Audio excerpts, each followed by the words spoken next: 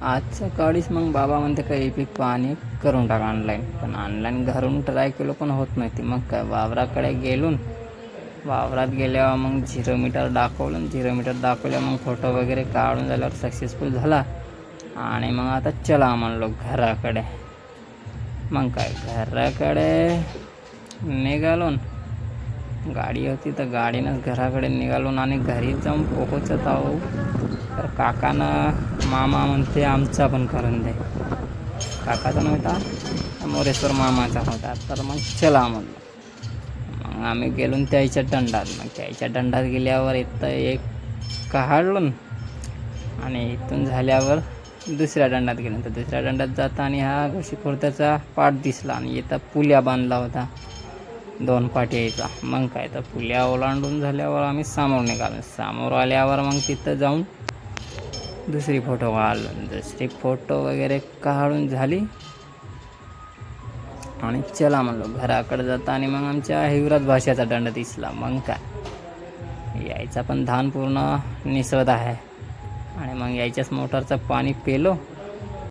आणि घराकडे आल्यावर 2-2:30 वाजतला आराम केलो. आणि मग आता चला म्हणलो कामावर. मग काय माझी सगळी तयारी वगैरे झाली.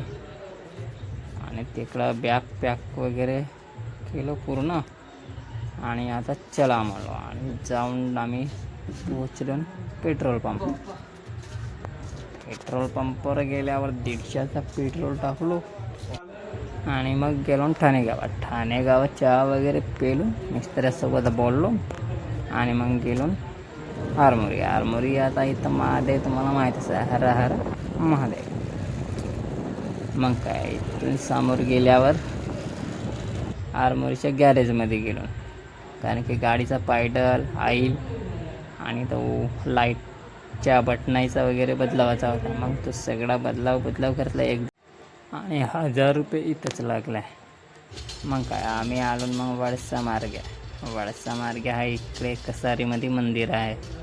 मंदिराचा ब्लॉग तसा मी टाकतो म्हणा पूर्ण महादेव. आणि मग जाऊन पोचून रूमवर आले होते नवीनच पाहुणे. आणि मग गावातच कार्यक्रम होता जेवणाचा, लग्नाचा. मग काय तिथेच जेवण केलं. शुभरात्री.